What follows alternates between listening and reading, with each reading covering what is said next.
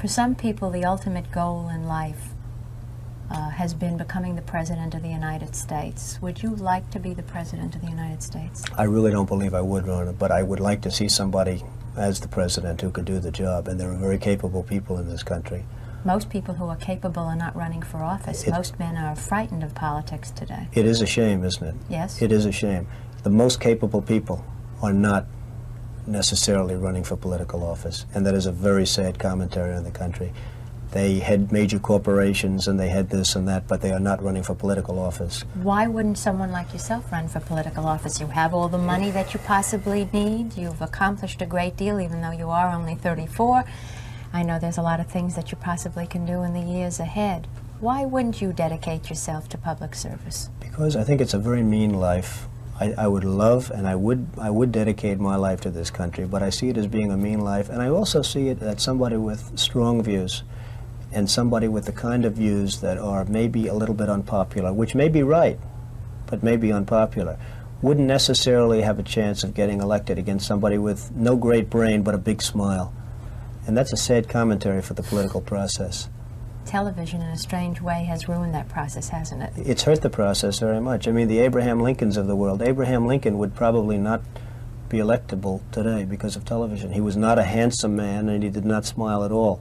He would not be considered to be a prime candidate for the presidency, and that's a shame, isn't it? But if all the men are like you, then when are we going to get somebody who might be good? I don't know. I hope it's around the corner, but I don't know. I really don't know. What I would like to be involved in is trying to help choose somebody or working with a group of people whereby they put up a candidate who would be acceptable to be a presidential, to be the president.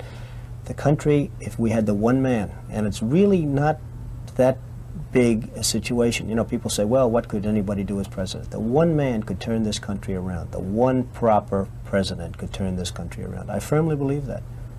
You think there is one man? There is one man that can turn this country around. I could tell you, I know a number of people that would be excellent presidents. I will not tell you who they are, but I know a number of people that could be excellent presidents of this country. But they are not running for political office. They're not in political office. They're extraordinarily brilliant. They're very, very competent. They're leaders. They have the respect of everybody, and they would be fabulous presidents, but they're not running for political office, and I think that's very sad. And I think you said it. Maybe television is the thing that most hurt the political process in this country. If you lost your fortune today, what would you do tomorrow? Maybe I'd run for president. I don't know. You took out a full-page ad in major U.S. newspapers last year criticizing U.S. foreign policy. What would you do differently, Donald? I'd make our allies, forgetting about the enemies you can't talk to so easily, I'd make our allies pay their fair share. We're a debtor nation. Something's going to happen over the next number of years with this country, because you can't keep going on losing $200 billion, and yet we let Japan come in and dump everything right into our markets and everything. It's not free trade. If you ever go to Japan right now and try to sell something, forget about it, Oprah. Just forget about it. It's almost impossible. They don't have laws against it. They just make it impossible. They come over here, they sell their cars, their VCRs, they knock the hell out of our companies. And hey, I have tremendous respect for the Japanese people. I mean, you can respect somebody that's beating the hell out of you, but they are beating the hell out of this country. Kuwait, they live like kings. The poorest person in Kuwait, they live like kings. And yet they're not paying. We make it possible for them to sell their oil. Why aren't they paying us 25% of what they're making? It's a joke. This sounds like political presidential talk to me, and I know people have talked to you about whether or not you want to run. Would you ever?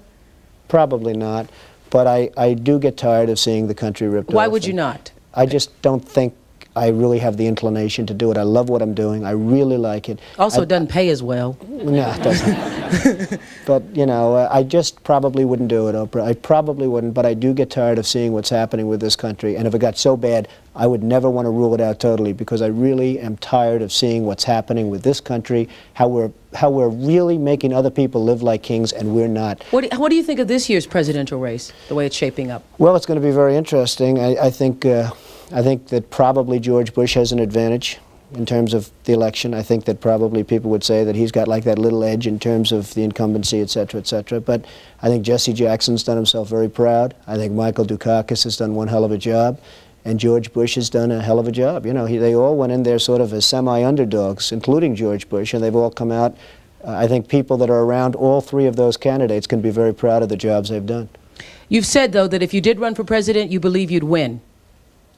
Well, I don't know. I think I'd win. I tell you what, I wouldn't go in to lose. I've never gone in to lose in my life. And if I did decide to do it, I think I'd be inclined, I would say that I would have a hell of a chance of winning, because I think people, I don't know how your audience feels, but I think people are tired of seeing the United States ripped off. And I can't promise you everything, but I can tell you one thing, this country would make one hell of a lot of money from those people that for 25 years have taken advantage. It wouldn't be the way it's been. We'll be all over the board tonight talking about lots of issues as he announces the formation of exploratory committee to possibly seek the candidacy of the Reform Party. Do you have a vice presidential candidate in mind?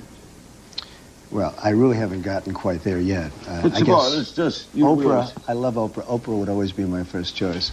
Oprah. Oprah, your competitor, right? No, Oprah's competitor. You know what? No I'll tell you, she's really a great woman, though. She is a terrific woman. She's somebody that's very special.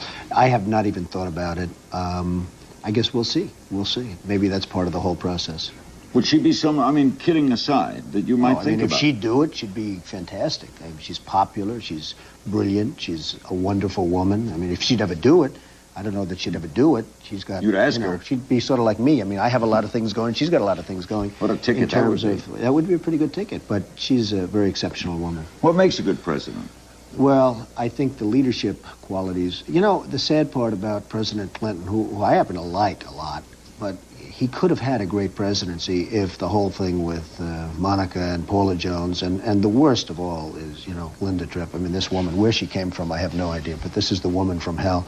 But he didn't have anything to do with Linda Tripp. No, he didn't, but she always seems to surface, and she's... Hello, everybody. That's a little bit slippery out there, but we made it. I hope everybody's having a good time. Tomorrow's a big day, I think, for our country. I want to thank Governor Burgum.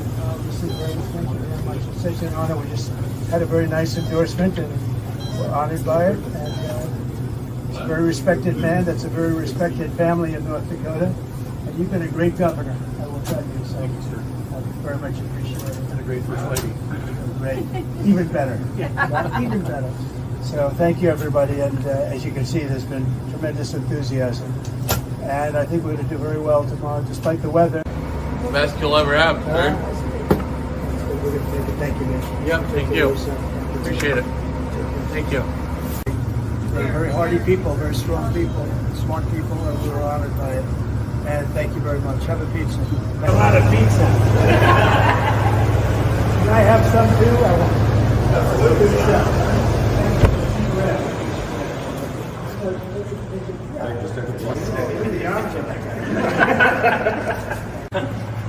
Good luck, everybody.